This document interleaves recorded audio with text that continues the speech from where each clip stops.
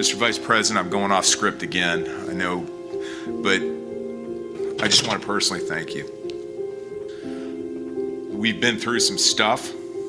We've gone through some of the most complex military operations this country's ever conducted, and your steady hand and your leadership during those was a great source of strength for me.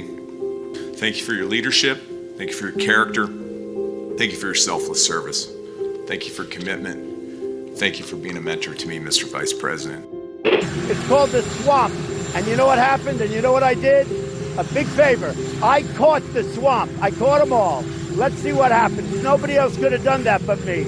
I caught all of this corruption that was going on, and nobody else could have done it. Did I get that one right?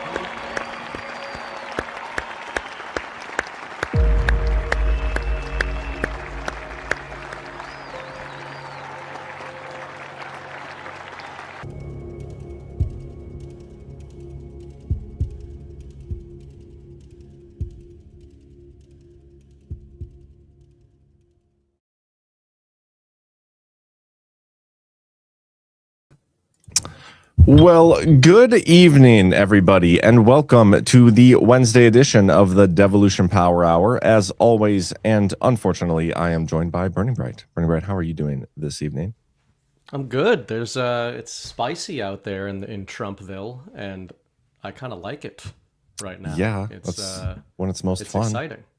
It is. It's exciting, and I think while we do not know where things are going, things are getting so strange that I think it lends credence to the idea that there has been some pre-planning of everything we're watching, which people in this audience would agree with, but not everybody would. Yeah, well, I'm not going to speak for the audience, man. That's rude. Yeah. But I will say there's been a lot of info war going on, and the psyops are everywhere. They're ridiculous, hilarious, persistent. And we're going to go through some of them. And I got to use and post my favorite clip of Trump today, which is the same weaponized agencies that for 7 years been conducting illegal psychological warfare campaigns against American people. We're going to play that clip and the story that it goes with it. We're going to talk a lot about the intel community. We had all 5 heads of the agencies at Capitol Hill, and Congress was grilling them. And there's an exchange between, what was his name? Mark Warner, I think, and Tulsi Gabbard that we're going to listen to. We're also going to listen to John Solomon on Steve Bannon. And if you watched my show today, you guys already saw these clips, but they make for a bigger discussion. So we're going to talk about it. That's nobody here, so. What was that? That's nobody here, so it's fine. Well, I mean, I know this is shocking, but this show does get a little bit of a bigger audience than my show, my personal show. So. Well, I know. We all know why that is. Yeah. Oh, I mean, I don't know why that is. Probably the time of day. It's definitely not the co-host. But no, we'll talk about that. And then there's some Joe Kent news we'll get into. Yeah. Some Iran shenanigans going on. I mean, there's just a lot Dune 3 lately. Trailer dropped, which is incredibly metaphorically and narratively relevant to everything here. We could talk about Dune. We could. I do have questions. I did watch the trailer. Yeah. And I was under the impression at the end of the second Dune that Paul Atreides and what? The second Dune movie? Yeah. Okay. Well, what else would I be talking about? The books. I don't know if you were talking about the books at first, but yeah, I mean you referenced the trailer for the third one, so yeah, okay, go ahead. Okay. I was under the impression that Paul Atreides and I don't remember her name, the gal that he fell in love with throughout the show. What? Chani? Chani. What's her name? The actress there. Chobani. Everything now. We'll call her Chobani. Yeah. Zendaya. Paul Atreides and Chobani were not on great terms. Like she left very angry, a woman scorned, and we all know how they can be. Mm-hmm. But then it seems based on the trailer that they may have had a baby and be back together. Well, that was some spoiler alert stuff. My guess is that is a flashback in the third movie. That's my guess.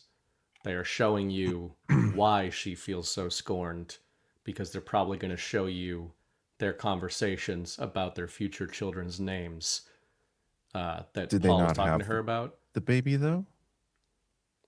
No, but there's a big subplot in the books that book readers are worried. There is one thing we are worried about when it comes to Denis Villeneuve that he hinted at the end. The first two movies were great, but the very end of the second movie, Chani gets a little girl bossy and, like you said, looks like a woman scorned. Yeah. And that is not really the demeanor in the book. So we'll see how that goes, because the children and all that has a lot to do with the future of the Dune story. And I really hope they don't just make it Zendaya being jealous and mad at Paul because he marries the Empress. Yeah. I mean, It makes total sense. In the book, she's quite reasonable. She's like, yeah, that was a strategic move, man. I get it. See, that seems more unrealistic for a woman than the movie portrayal. So I think you should go with that one. Yeah. But hey, we're not here to talk shit on women. We can do that any day. Well, let's talk about devolution stuff maybe tonight. Just a bonus. But it is kind of fitting, they're in the desert and I mean, they're man, shooting weapons at each other. They're basically talking about their own war. The whole, I said in our Badlands chat just a few minutes ago, the whole like macro theme of Dune is that the rise of Paul Atreides is preceded into the culture of Arrakis as if he's a messianic figure. And Paul doesn't like this, but goes along with it for political power, and then eventually turns that political power and the Messiah story against the people who wrote it. So, you might say that basically they seed stories and comms and drops. I'm not even just being a shithead. Like, they actually do that. It's very similar to the Q drops. And the people on Arrakis are like, we're putting the signs together and we think it might be Paul Atreides. So the White Hats seeded Paul Atreides as the Messiah, but they were going to use him for their own ends.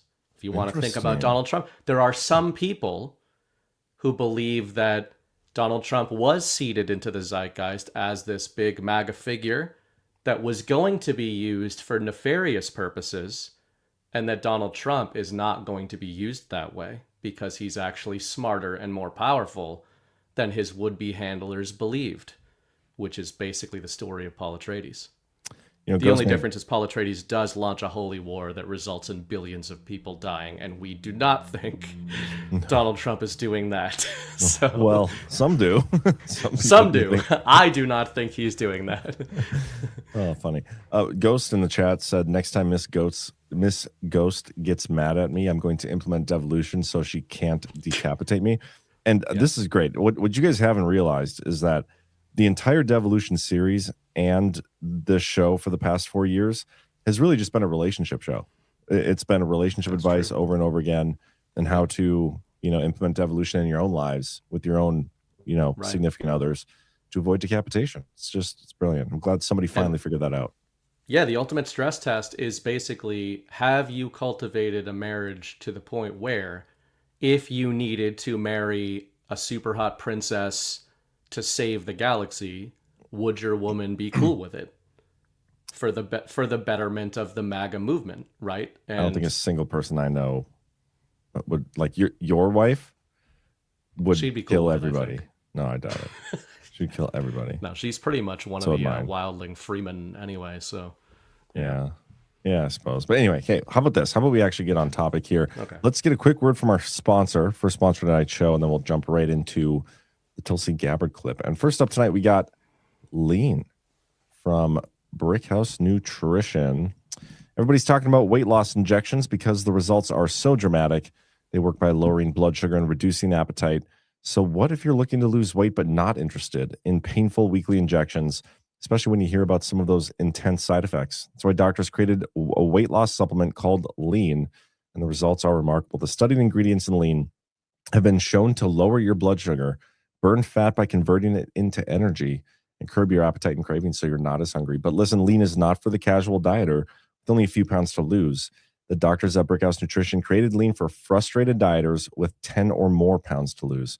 And we can get you started with 20% off and free rush shipping so you can add Lean to your healthy diet and exercise plan Visit takelean.com and enter code DPH for your discount. That's promo code DPH at takelean.com. All right. I think I'll probably save our next sponsor for later. I'm trying to decide how I want to do. You know what? Actually, we're going to do this now. We're going to do soft disclosure. We aren't going to have a beaver mauling you in this commercial. It's an old commercial, but we're going to have to think of a new one, maybe for Easter, where Easter Bunny kills you or something. If you're okay with that. Yeah, I'm fine with that. It's like the Monty Python bunny scene. Yeah. That's a good one. That's a good one. Gosh, have you guys done any Monty Python movies on Story Hour I don't yet? think we have. Why not? We should. Yeah, we should. Maybe I'll. My pick is next week, and that's 3 Days of the Condor. But then maybe my next pick. Maybe we'll do that. All right. Okay. Can you give me credit for it since I just gave you that idea? If I remember. Okay. We'll see. So no, you can be honest. Okay. Soft disclosure. Get you some of that beard oil. Now that I'm alone, got the close up. Do you see how awesome my beard looks right now? I use the beard oil every single day. First thing. Comes out feeling all silky smooth. I take the dropper and I manually apply the oil directly to my mustache. Nice and, oh man, I love it. And then I do drops all throughout the hair, and then I just rub it all in. And then I top it off with the tallow stick on the face. Dude, I feel like I have to grow a beard just to try this beard oil. It sounds Do it, Jay. amazing. It's all from softdisclosure.com, and the best part about it is you'll be supporting Badlands Media, Annie from Willow and Farms, and basically 3 of Annie's neighbors. So that's 5 total American companies that you'd be supporting with one purchase. I have been using the Soft Disclosure scentless beard oil every day after the shower. It looks unkempt, but it feels silky smooth. I want to look a little wild and unapproachable, but for the woman I trust, she'll be like, oh, it's actually kind of soft. He is approachable after all. Otherwise, stay away. And Soft Disclosure will help you too with that if that's the very specific vibe you're going for. That is very specific, yes. You guys are supporting American businesses when you do that. It's absolutely incredible, and you get a great, great product.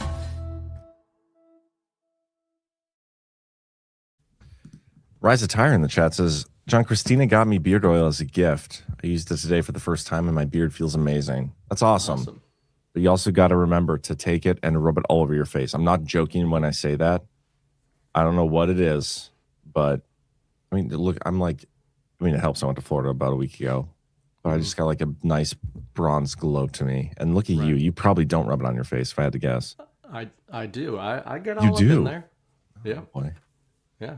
Okay. Well, I mean, you could argue, depending on how gentlemanly you are in your relationship, that a soft and silky beard is even more important for your wife than it is for you. That's true. That's very true, I suppose. We should. No, I think we should chew on that for a little bit. Maybe do a moment of silence. Chew on that. I wouldn't go that far, John. All right. Okay. Let's. Gentlemanly. Shut up. Let's do this. We'll bring on some Tulsi Gabbard. This is today. Mark Warner doing the questioning. This whole clip is pretty interesting, so we are going to listen to the whole thing, but I'll probably pause it throughout, to provide our color commentary because we're just so brilliant and whatnot, and everybody's going to want to hear what we say about it. So that's true. Stay tuned. Director Gabbard, the whole country knows that you were recently involved in an FBI operation to seize ballots in Fulton County, Georgia. Yet this was despite the fact that the warrant showed no foreign interference or nexus. Matter of fact, the warrant was based entirely on conspiracy theories that have already been examined and rejected repeatedly. Now, where is the authority for you to involve yourself in a domestic law enforcement activity? Thank you, Vice Chairman. I appreciate the question. As you know, I've addressed every issue you've raised in detail in a letter, but I'm grateful for the opportunity to do it in this forum. As you stated, Congress provided by statute, ODNI, with the responsibility of election security and counterintelligence in 2021. As you also know, ODNI has purview and Ma'am, oversight. I know the history very well, but could you just I am address addressing the where? question. ODNI also has purview and overview over two domestic related agencies, the Department of Homeland Security and the FBI, both of which have purview over election security responsibilities to ensure the integrity of our elections. I want to correct one of your statements that you've made multiple times, which is false. I did not participate in a law enforcement activity, nor would I, because that does not exist within my authorities. You were present on the scene. Are the photos of you on the scene false? I was at Fulton County, sir, at the request of the president, and to work with the FBI to observe this action that had long been awaited. I was not aware of what was in the warrant or was not in the warrant. And what was the president's specific request for you to go to? What was the specific request that was made by the president for you to show up in Fulton County? To go and observe the FBI's activities on this issue. So why? When you look at the fort, your question, sir. Do you have the answer why the president was knowing about this affidavit before it was even served? I'm not aware that the president knew about an affidavit before it was served. Then why was he sending you to Fulton County? This occurred the day that the FBI had it approved, their warrant approved by a local judge, and they began to execute this. To address your question, sir, about the foreign nexus. So first of all, I just want to point out, and I pointed this out on my show earlier, it does appear that Mark Warner is wearing a mood ring. And if I remember the colors correctly, because my daughter just got a mood necklace while we were in Florida, that color, he's not in a good mood. Not a good mood. If it was like green or I think pink or red or whatever color that is not a good mood. So just pointing that out. But what he brings up here is what I was asking when we first got news of this. Like, not only why was Gabbard there, but in the days after she went there and she got all the pushback and hate and that all the media freaked out over it, she wrote that letter where she was like correcting some misinformation and fake news. And in the letter, she acknowledges that, yeah, Trump sent me down there. We had a phone call with the FBI people while we were down there, and he just said good job and everything. And it's like, okay, well, the timing on all this, you clearly had to know ahead of time that this raid was taking place. Like, it wouldn't have been a day of thing. Like, I just happened to be in the area. Might have thought I'd stop by. No, that's not at all. Like, they knew ahead of time. And like, we don't have inside sources. We have people who we believe know things.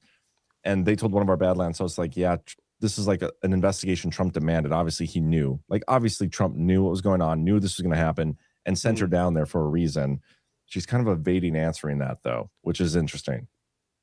Yeah, it's so obvious, I think, or reasonable, logical for most of us to know that Trump would be directly involved in this. I don't think, I was going to say that, I guess, narrative separation, some degree of shielding between him and the supposedly independent intel agencies that are now investigating these things, and that we, have been told and believe, most of us, were weaponized against Donald Trump. Yep. We're going to go into that in a minute. Yeah. Yeah, but, I'm not sure usually I argue pretty strongly in favor of optics, because it's like, hey, we're translating these narratives. There's a reason they want these optics to be what they are. I can see a little bit of that, but it's not believable to most people that Trump is not involved in this. So I'm not sure how effective those optics are. Yeah. But I guess, one of the good ways of looking at this too is that, as usual, the usual suspects are not happy, or are basically sniffing around to be like, what is Trump actually after? Is this just performative, or is it actually going to screw our whole system up? Yeah, and that's a great point there at the end. You see this happen quite a bit. You think after January 6th of 2020, when they rushed to impeach him and then continued to impeach him after he left office, they were clearly worried and assumed he was going to do something else. Mm-hmm. Pelosi was having interactions with Milley about preventing Trump from doing something stupid. And then you see all the times that Adam Schiff tried to get access to the PEDs while, Biden was in office, and even leading up to 2020. Like, they knew Trump had more tools at his disposal. They don't know what is going on. They're trying to figure that out. This is another one of those instances. I think everybody on both sides of the aisle here kind of assume that there is something coming, whether it's probably both in terms of exposure of some aspect of election fraud, like that has been teased so many times, and we're going to watch a John Solomon clip on Bannon here in a little bit that talks about that more. But on top of that, some sort of response from Trump in the form of an executive action, which Warner also talks about here shortly. So let's continue this clip a little bit, and then we'll pick it back up after. And they began to execute this. To Director address your Gabbard. question, sir, about the foreign nexus question, in order for us to better understand the vulnerabilities in our election systems that may exist today as we look to 2026, and yes, we are very focused on trying to make sure that this election is one that the American people have Director faith. Gabbard, I've got a number of count their questions. votes Director as Gabbard, cast- I have a number of questions. Let me ask my next question, please. You have not provided any of the required reports or briefings to this committee on foreign interference. This is the first threat assessment since 2017 that didn't even mention foreign interference. Last year, when you were already confirmed, it mentioned it at high level. Are you saying there is no foreign threat to our elections in the midterms this year? As I stated in the outset of my remarks, this year's annual threat assessment matches the prioritization of threats and Please answer the focus question, yes or no. Is there foreign threat interference that to the our president elections this has year? laid out. Are there foreign? Please allow me to answer the question, sir. The intelligence community has been and continues to remain focused on any collection and intelligence Ma'am, products that ma'am, show a potential ma'am. foreign threat for those who are So seeking far, to there has been none then because you've made in our no election reports. system. Excuse me, ma'am. If you want to ask the questions, you should have stayed in Congress. Please answer the question. I didn't ask you a question, sir. I'm trying to answer your questions. So you're saying the failure to provide any reports or the failure to have any mention of a foreign threat assessment, I would draw the conclusion there must be no foreign threat to our elections in 26. So that brings me a question that I have for both you, ma'am, and Director Patel. There are reports that in 2020, the president was preparing an executive order to potentially seize ballots or bring in federal forces. There is a published report that there is a similar EO being drafted right now about 2026, citing China. Director Patel, do you have any knowledge of that draft EO? Thank you, Vice Chairman. I do not, sir. Director Gabbard, do you have any? I do not. Thank you. So, I mean, so much in here. They talk about the foreign intelligence aspect, which we're still waiting on. John Solomon about a month ago, I think it was, said that Tulsi Gabbard had finished her looking into things, and she prepared a report and she was passing it off to Trump that week. And then we kicked off the Iran war, and we haven't heard whether he got it or his reaction to it. He hasn't posted about it on social media. We don't know anything about it. So that's interesting. We're still waiting on that. It appears as though the assessment that Congress has received doesn't talk about foreign interference or whatever reason. But then the draft executive order they're talking about, we went over this on, I don't know if it was a Wednesday Power Hour or a Saturday Power Hour, but we talked about it because it's very similar, at least what we know about it, to the December 16th draft executive order, which we know was part of from the Patrick Byrne, General Flynn, Sidney Powell group that named Sidney Powell as the special prosecutor who was going to go after this stuff, and it called for the military interdicting elections. And then 2 or 3 weeks ago, we got that story put out, and it was what's the attorney? What's the attorney's name? Trump's old classmate, Peter Tickton. He's the one who seeded the story because it was from the same group of people, Patrick Byrne and them, that put it together. They got it in front of Trump, and then they went to the media and were like, yeah, we put this in front of Trump. And then everybody started talking about it, oh, Trump is considering this executive order. It's well, is that really what he's doing? If people just got it to Trump and then went to the media to tell him that he's considered, that's not necessarily true. But it's interesting now because it's being used to ask these questions for social media clips in a way to use against Trump, I would say. But I do expect some sort of executive action from Trump. So that's why this whole thing is so interesting. It seems like they're trying to derail that narrative in some aspects. But yeah, I'm curious what you think about all this.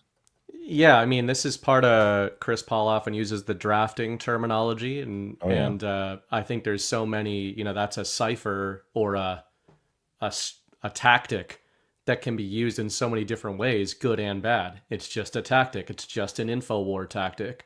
And that means the good guys can use it and the bad guys can use it. To your point about Byrne and company, this isn't the only narrative like this, but it seems the most effective narratives are of the wrap-up smear variety. As you were explaining that, it made me think of the infamous Nancy Pelosi clip that we've played for years, that most people in the audience are familiar with, where she is just explaining the structure and mechanism of a wrap-up smear.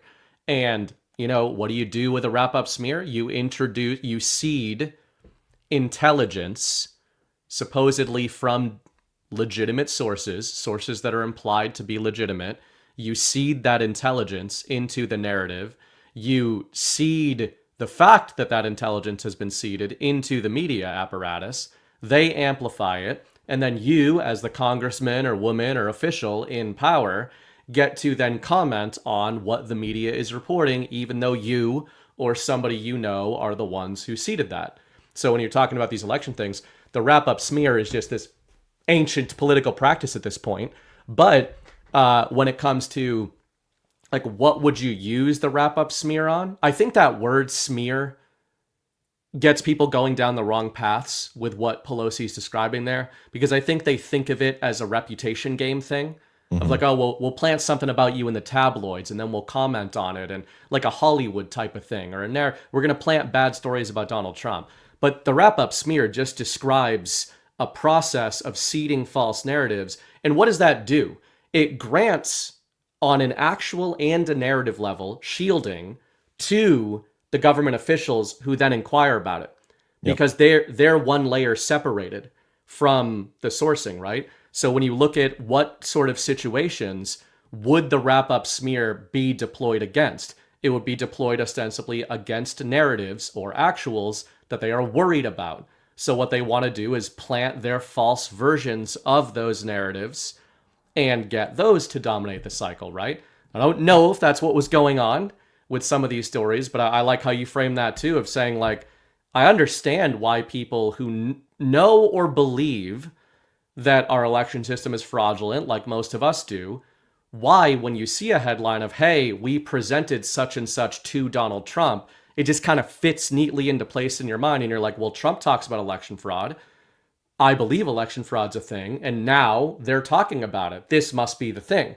And then sometimes people get confused or frustrated. Why isn't Trump responding to this specific narrative? It's like, well, he probably knows what the wrap-up smears are and what the real shit is.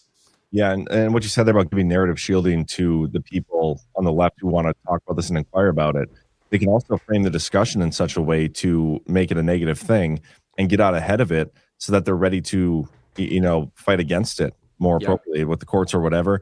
I mean, we saw that lawsuit, I think it was last week or the week before, where they filed a lawsuit inquiring into whether or not Donald Trump planned to use the military to interdict in the elections. That was just like a week ago, and that's because of that story. It's stuff like that. So it's very interesting. And speaking of election stuff, I want to get into the John Solomon and Bannon stuff, and then we'll get into, I know Trump had a banger of a True Social post. He had a really good True Social post over the weekend, I think it was too. I want to talk about. But this is Solomon on Bannon, and he talks about election stuff, and this is really important because there's been two stories, one from yesterday and one today, having to do with our elections. They're both reruns. Okay, so yesterday we got the story about China hacking into voter roll data and getting a whole bunch of voter roll data on American citizens. That's a story that's like 4 years old. If you guys remember the Connick and True the Vote and Eugene Yu and that whole thing, that's an old story that we talked about like ad nauseum at the time. Okay, so we knew about all that. Now we're getting the story coming out again. And then today, he talked about how the intelligence community had information about China's involvement in the machines, and they kept it from Trump and buried it like a weaponized intelligence community, like Trump always says, and we always talk about. Two stories we already knew about because that story came out about a year ago. He even says that, this story's just been sitting there and nobody's really talking about it, but he's drawing attention to it right now. When this stuff happens, like the narrative battle space is insane. Like there are so many narratives flying all over the place, and Trump is carpet bombing them all the time. But sometimes when like a big moment is coming, and I'm not saying this is what's happening, but this is just typically a pattern we recognize. When a big moment is coming and they want people to be ready for it and like ready to respond to it, they will lay some more groundwork again by doing these types of reruns. So they'll bring up a couple stories in a row that we've already been told. They'll treat them as breaking news, and everybody's head's in the right space. And then they're like, yeah, and we expect more news to come soon. And then they'll lay that all out, and everybody's already ready for it. Yeah, People have been a little distracted. So let's take a listen to this. And this is probably another 3-4 minutes, but very worth it. And it's not all about just the election stuff. They kind of go all over the place here, but it's a good discussion from them. And if you want me to pause at any point, just let me know. Of course, Solomon showing you that the pandemic and the stealing of the 2020 election is inextricably linked. When is the White House going to sit there and go, hey, maybe the president should do one of those bilats from the Oval Office, and John Solomon ought to be sitting in the other chair. We just take questions from the media, right? Wouldn't that be a way to get it all on the table, sir? You know what the way to do it, what I think we've stumbled onto with the Trump administration, too, by the way, which has had an incredible run in the first 14 months. It's accomplished an enormous amount. But most of that was pre-wired because of 4 years of great preparation when they were in the diaspora. You now see that they're not prepared to pivot on their feet as well as they could. You don't have people who can think on their feet and make good decisions for the president to advance the agenda beyond the playbook you started with. And championship teams win with people that can make the moment great, even when it's under difficult circumstances. The second our stories came out, the second we started teasing them, you would think that the White House would have a narrative ready, that you would think that the president would get Harmeet Dillon, who has said on this network, on my show last week, we found tens of thousands of non-citizens that made it on the voter rolls, and we've only looked at 10 states. I just want to say that again. In 10 states, they've already found tens of thousands and dozens of illegal aliens who voted. If every senator was forced to sit for a briefing and say, Senator, in your state, we found this many non-citizens on your voter rolls, this many people voted, and oh, you're one of the states that DNI and CIA know got hacked by China, or that they gained access to your voter data, because we don't know exactly how they did it. Was it hacking? Was it some other nefarious means? We don't know, but we know it happened. We would have the exact same circumstance in America that happened in Great Britain. When Great Britain learned in 2024 that its voter database was hacked, its leaders, its liberal leaders, because it was under liberal leadership, did the right thing. They briefed the country. They briefed the parliament. They were shamed that such a terrible thing happened. They punished China, and they made election security a top priority. We should be doing that here, but nobody's at the podium driving the narrative. Nobody knows or commands the evidence like what is sitting in their own files. Listen, they have stuff on Congress being penetrated by China. They should get that out, because infiltrations of Chinese a resolution against a Democratic president. What just happened? Did you clickety-clack? Not intentionally. Stumbled onto with the Trump administration, too, by the way, which has had an incredible run in the first 14 months. It's accomplished for the president to narrative ready. That the thousands and hacked by China, or that they gained access to your voter data, because we don't know exactly how they did it. Was it hacking? Was it some other nefarious means? We don't know, but we know it happened.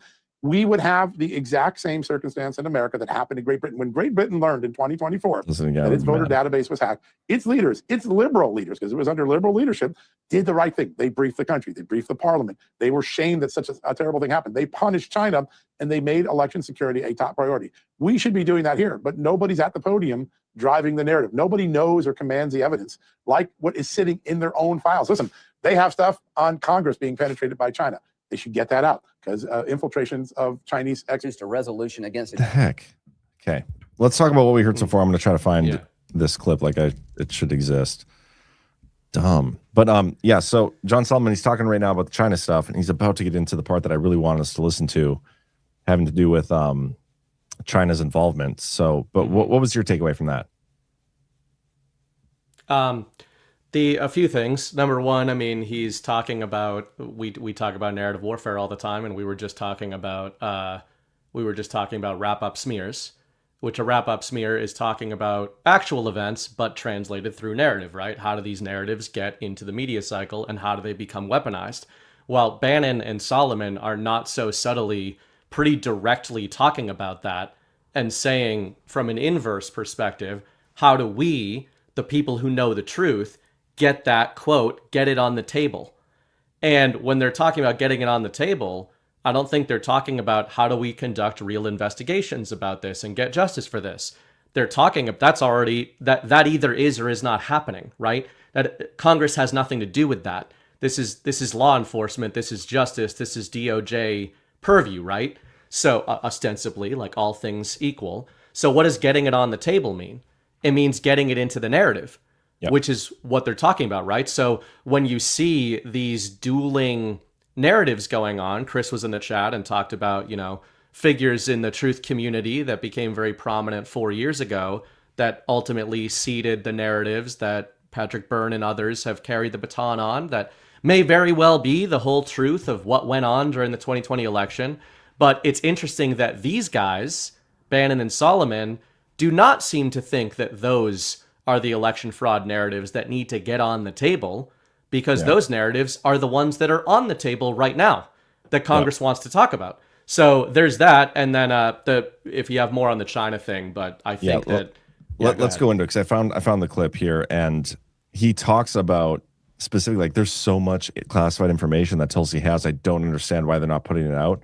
And that's what I think is interesting. So let's play this. And I sped it up a little bit. Release this with access to these reports about Chinese Communist Party influence in April of 2020. And I try to get to the Glenn Beck thing today. If not, I'll play it tonight. He did a great example. Here's what I don't understand. You've released something that is irrefutable because it's theirs. It's their report about their own cover-up. And yet Warner's sitting there and he's saying, hey, we know we have foreign interference in these elections. I want to get to that. But then he's hammering Tulsi Gabbard for Georgia, and she's playing defense. I'm kind of missing. I'm a simple guy. I'm missing it. You have revealed not only the CCP's involvement from April 2020, but the own departments, like Ombudsman, are saying there was a cover up here.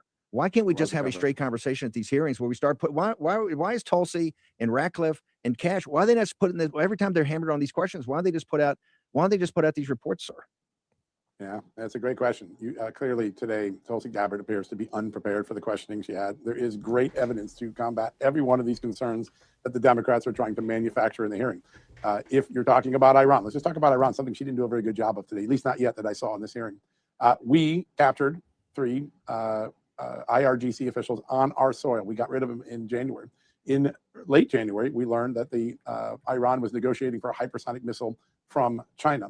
A couple weeks later, we learned that they bought a whole bunch of shoulder-fired Stinger-like missiles that can take down airplanes. If that isn't an imminent threat to the United States, I don't know what it is. It's not possible that I can know this and Tulsi Gabbard and John Ratcliffe don't. They're the intelligence agencies. They are not well prepared to answer the imminent threat question that was obviously going to be raised after yesterday's departure by Joe Kent. By the way, Joe Kent's statement, I know Joe Kent, I honor his service. I mean, the guy was deployed 11 times. He lost his wife in combat. Great American, but his statement yesterday just wasn't true. There was an imminent threat. The intelligence was there. The president put it all together and do it. And you're not serving the president if you say, hey, the president made that decision. I'm hands off on it. You're the DNI. You know the intel. Hang on. Okay, hang on. As you know, I'm close to Joe Kent. I revere the guy. He did the wife. The service of the country. American hero. On He's the imminent threat, then I can hear the game from Mossad. Hold on. Fire for the raid. Don't back off it. Foreign intrusions in our election. We've now indicted Iranians for hacking into one voter database. We now have evidence that 18 other states' voter databases were penetrated by China. And the reason you and I don't know about that is that a series of intelligence analysts and officers under Donald Trump and Joe Biden put party before country. They decided they were not going to tell the country. They were not going to tell the Congress. They were not going to tell the president of the United States that China did these things because they didn't want to give Donald Trump ammunition on his China policy, because that is what the ombudsman concluded. On the record, there is a report that's been sitting with nobody noticing it. The Intelligence Committee ombudsman saying that the CIA intentionally kept the president and the country in the dark because they didn't like Donald Trump's policies, even used disparaging names to describe the commander-in-chief they're supposed to be working for. We got to find out if any of those officers still work for the CIA, because they should be fired. But she could have done that because she has all of this evidence. And by the way, she has a lot more evidence than what I've been trying to squeeze this out. She has oodles more evidence. It is more damning than what I've reported, and she's been sitting on it. Why? I don't know. She didn't deploy it today. The president knows of this evidence. The White House chief of staff knows of this evidence. They went into I think Kash Patel has answered the imminent threat pretty interestingly on Iran. He's talked about China. He brought up the driver's license. Okay, so let's look at this. Hold for process. I want to pull this up. I have the report that he's talking about, the ombudsman. This got sent to me. This got sent to me back in July of last year. And it has been out there for a while, but this is what he's talking about how the intelligence community kept this stuff a secret and buried it. And I posted this on Twitter. It's one of my favorite clips. You guys have all heard it a million times. Don't forget, this persecution is being done by the same weaponized agencies that for 7 years have been running illegal psychological warfare campaigns against the American people, much as if they were trying to destabilize a foreign country. Don't forget this person. And I added in here that the intel community is the enemy within. And I want to show you guys something. So I'm going to go to my post activity, go to likes. And one of the people that liked this is this guy named Christopher Porter. Okay. Christopher Porter, former National Intelligence Officer for Cyber under Donald Trump. If you guys remember part 16 of my series and a couple other times throughout the series, I talk about this letter from Ratcliffe from January 7th of 2021, his views on the intelligence community election security analysis. The Executive Order 13848 required 2 reports from the intelligence community. One of them was due, the first one due within 45 days of the election, and it was their, views on whether or not there's interference in the election. And it was due December 18th of 2020, but the intelligence community was having internal strife over what to put in this report. So it got delayed conveniently till January 7th, the day after January 6th, the Electoral College vote. And they put out the report basically saying, no, China, nobody interfered in the election. It was the most secure election in history. If anything, they were going to interfere, but they're going to interfere on behalf of Trump, like just bullshit. Right. And then D&I Ratcliffe put out his letter, and this is the Director of National Intelligence putting out a letter in opposition to what the intelligence community was trying to say. And he said, I do not believe the majority view expressed by the intelligence community analysts fully and accurately reflects the scope of the Chinese government's efforts to influence the 2020 U.S. federal elections. And he talks in here about this NIO from cyber. For example, the ICA gives the false impression that the NIO cyber is the only analyst who holds the minority view on China. He is not. This NIO cyber from this letter is Christopher Porter. So the guy who liked the post where I said the intelligence community is the enemy within. The enemy within. Yeah. So I thought that was interesting. And he's the guy who's like, he would know. And he's the guy who's behind this like whole intelligence report. And one of the analysts who knew China's involvement in the election in 2020. So I don't know. I thought that was very interesting and wanted to share that with everybody. Yeah. And I guess the theme, we play, one of the things I said in my tweet before the show is anybody still playing white hat, black hat games? People play those in the truth community when it comes to all of the TV characters, as Chris would say. And Tulsi Gabbard is certainly a TV character. Now, calling them TV characters doesn't automatically mean they're bad. We probably would agree that a lot of these different figures are deployed in different ways and deployed by different people. But Solomon's framing, that's really the actual you're looking at is the reporting there, right? The report, not reporting by reporters, but the reports at the time about election fraud. So those are the people who would know. But it's interesting how Solomon kind of puts Tulsi on the spot there, not by saying she's lying, but just by saying she knows what Trump knows. And, if you're framing it as enemy within in terms of the intel communities, it's like, it would be kind of an interesting little sub-thread of the election fraud exposure narrative that we've obviously been talking about forever. If Trump does put these people in positions where he does grant them opportunities like this, it's like, hey, we kind of talked about this in private chat, just about other figures around the battle space. People wonder where their loyalties lie to Trump or not. And it's interesting to me to think of, if we're not looking at, if full control really means Trump has full informational control over the battle spaces, which is kind of how I think of it, then he doesn't have to necessarily know how all of these figures are going to act, but he gives them the opportunity to act in whatever way they're going to act. So one way of looking at this is Trump sitting back, at least for now, knowing he has the red button. He can get it onto the table in various ways, but maybe there have been several attempts of being like, hey, let's see if it gets onto the table in this way. I'm going to give it to these TV characters. I'm going to give it to these figures and see what comes of it. And I don't think he can come to a firm conclusion of Tulsi bad because she's not saying this stuff. I mean, it's possible that she's been told not to by good guys. There's so many ops being played in so many different ways here, but ultimately Solomon is claiming Tulsi Gabbard knows exactly what's going on and seems frustrated that she's not saying it. So these might be ways that Trump kind of dangles this stuff out there and is like, let me see what you do with this information. Yeah, I want to play one more part of this clip, okay? And it's the very end of it here. He talks about, just listen, it's great. Money changing hands. They know of a foreign power. I confirmed this morning, Steve. There's a foreign power that was discussing routing USAID money to Joe Biden's campaign in 2024. It was intercepted by our intelligence agencies. They should be driving that narrative with evidence. They don't know how to command the podium. They don't know. President Trump does. His storytellers don't. They react. They counterpunch. They let the other people throw the first punch like Tulsi today, and they don't tell the narrative. Wow, that's incredible that he uses the word storytellers. The most brilliant analysis about the years in the wilderness. I think he goes. I think this is the part where he talks about all the classified documents that are out there that he hasn't gotten yet. 100 days or 6 months of administration, because President Trump is a quarterback that calls audibles every time he comes to the line of scrimmage. The play that's set may not be the play you run. He's calls audible, and that's why you got to be on your feet all the time. And he's calling audibles, and you've got to be able to call. You got to be able to run that play when he calls audibles. Solomon, it's more explosive than ever. I think we have the new deputy head of DNI talking to him right now, John Solomon. John, where do people go to get all your? Something's got to happen. We just can't keep on like this. I'm just a scrivener. I'm going to go back to my typewriter when we're done. The show, your podcast. Okay, never mind. He must have said it earlier. I skipped over a few parts, but yeah, he basically talks about all these stories that are out there that they know he knows exists, but he keeps texting Tulsi about it. And I always thought Cash might have been the one who connects with him, but he makes it seem like it's Tulsi. But yeah, it's also interesting, man. It feels like something.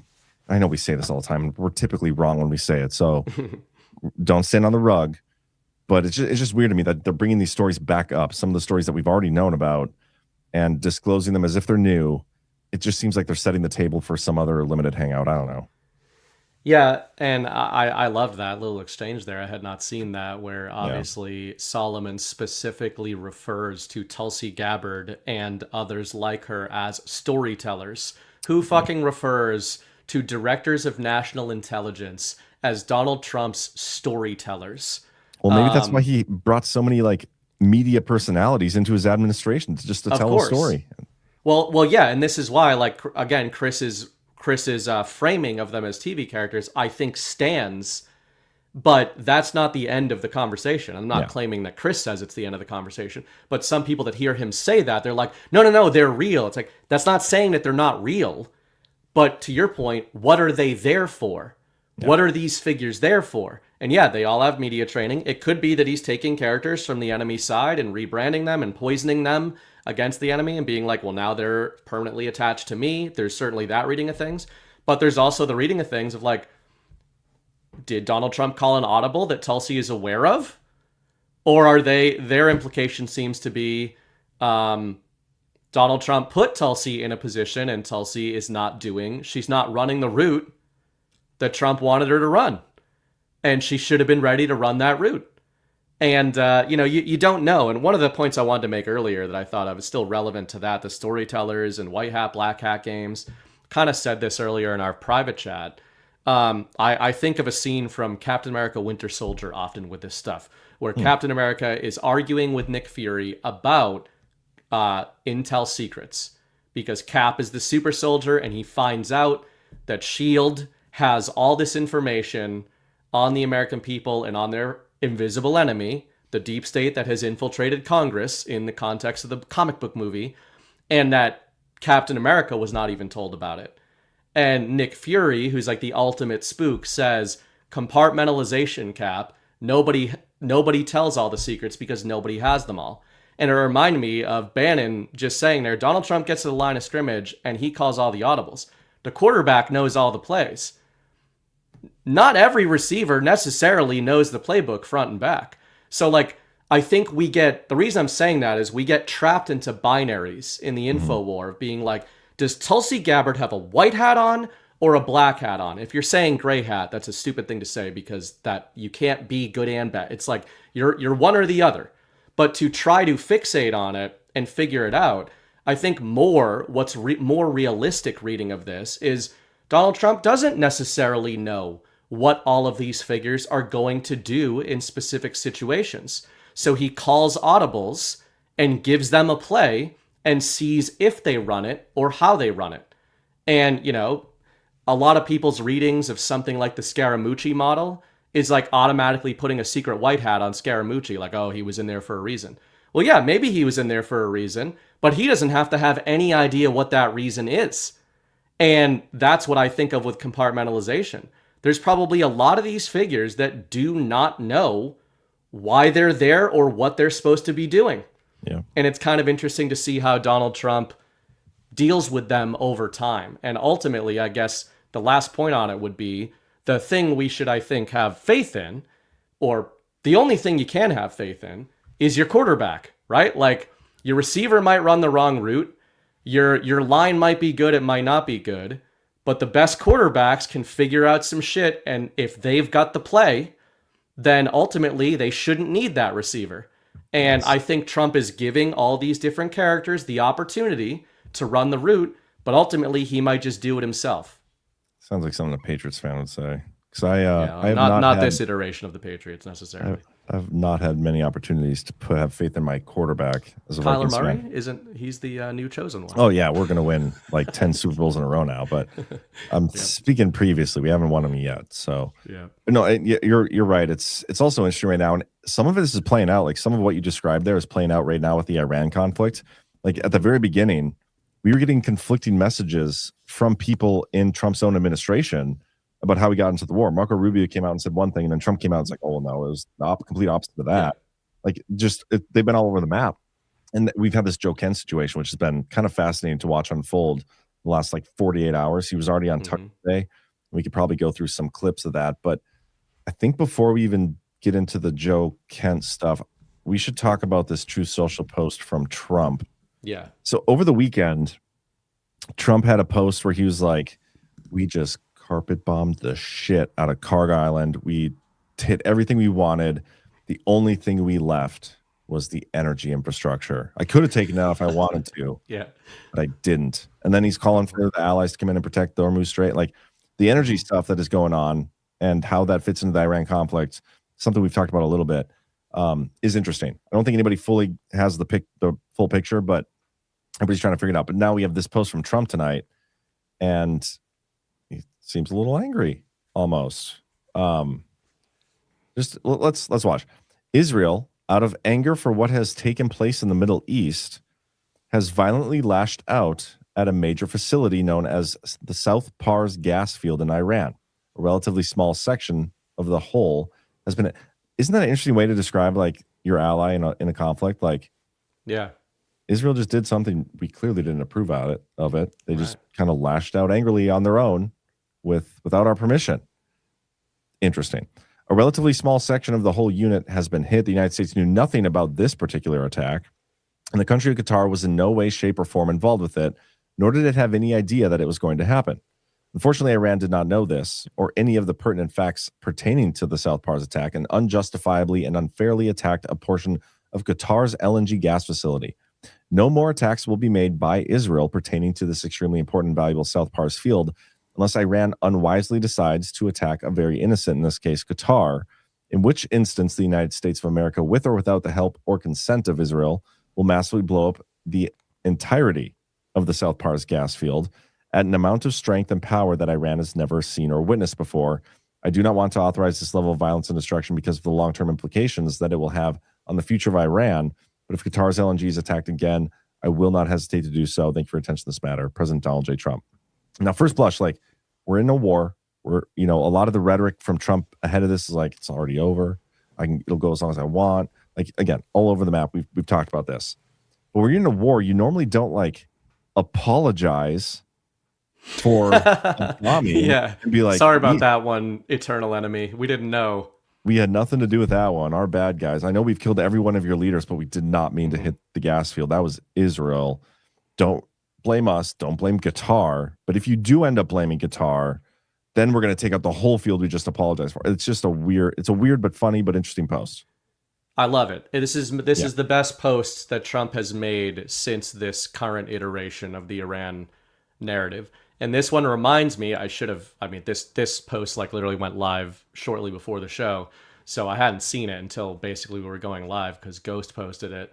But I want to dig up, maybe Ghost has it handy or somebody does.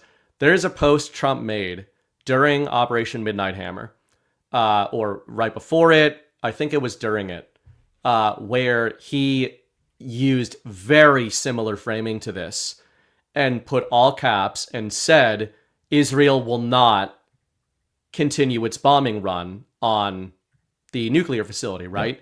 Because we were told we got them. There's no reason. You and I talked about this last week about the Iran topic.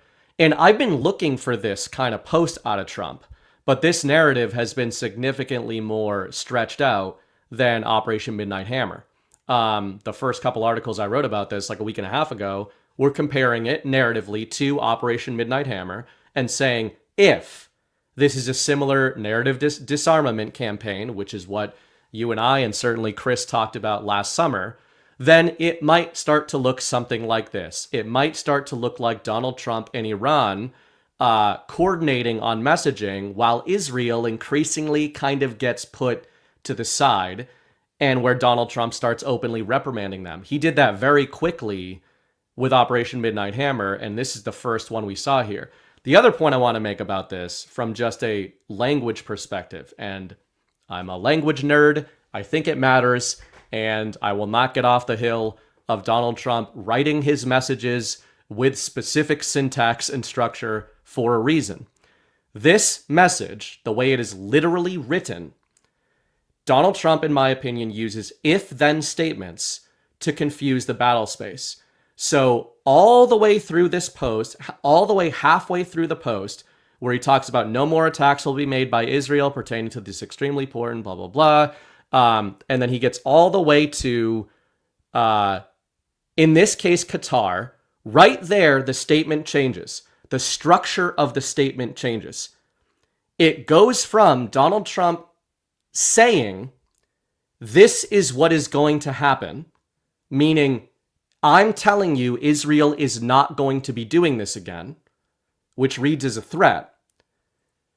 The if-then statement is, in which instance the United States of America will blitzkrieg Iran, right?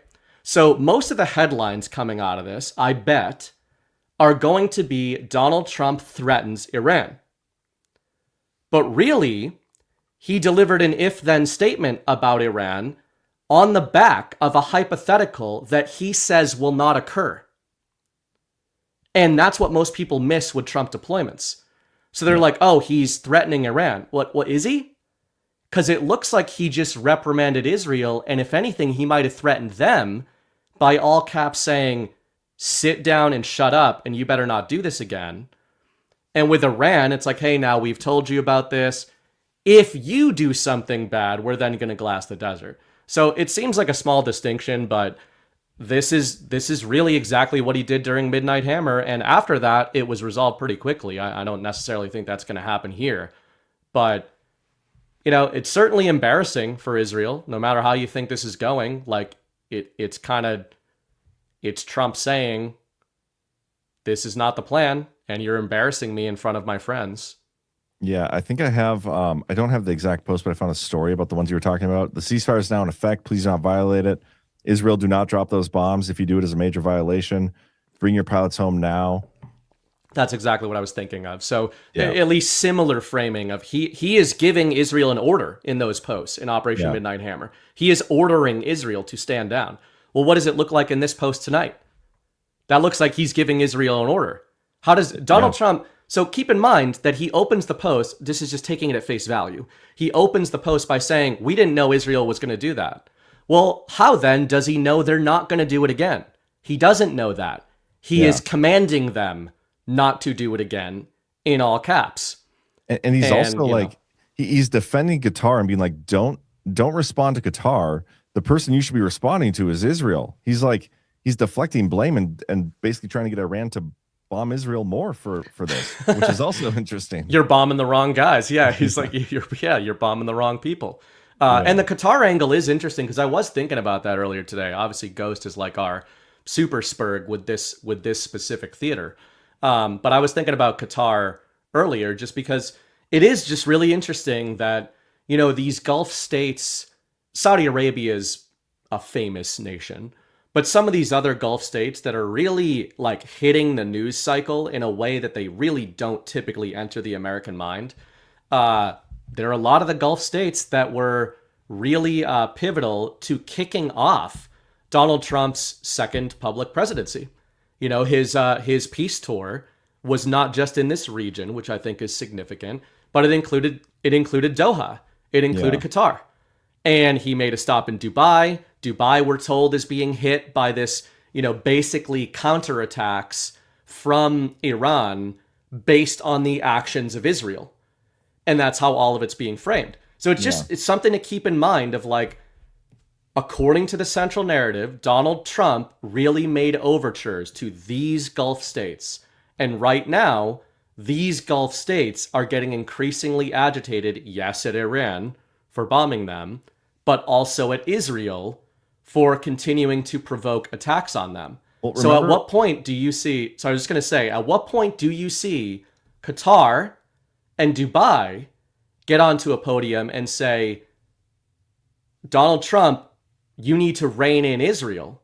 Yeah. Because our people are suffering on behalf of this. Well, another point to that is back in September, when there were negotiations going on with Hamas, Israel bombed them in Doha while they were negotiating. Like Qatar was hosting them, and Israel bombed it. It's like, oh yeah, our bad guys, but we saw an opportunity, we needed to take it or whatever.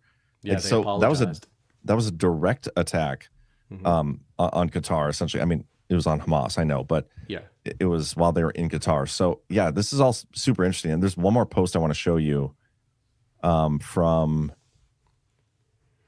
over the weekend, 3 days ago, March 15th. Was that Monday? Yeah, it was Sunday. Okay, and this talks about, you know, some people out there talk about wars being fake. I know there's a guy on our network, I'm not going to name him, but, you know, considering the AI and how much AI is out there, like we can't prove anything is going on unless you use your own first principles and see with your own two eyes. Like there are people who say that, and people don't like it when that's said. But Donald Trump just confirmed that with this post, which is one of my favorite posts so far, actually. Iran has long been known as a master of media manipulation and public relations. They are militarily ineffective and weak, but are really good at feeding the very appreciative fake news media false information. Now AI has become another disinformation weapon that Iran uses quite well. Considering they are being annihilated by the day, they showed phony kamikaze boats shooting at various ships at sea, which look wonderful, powerful, and vicious. But these boats don't exist. It's all false information to show how tough their already defeated military is.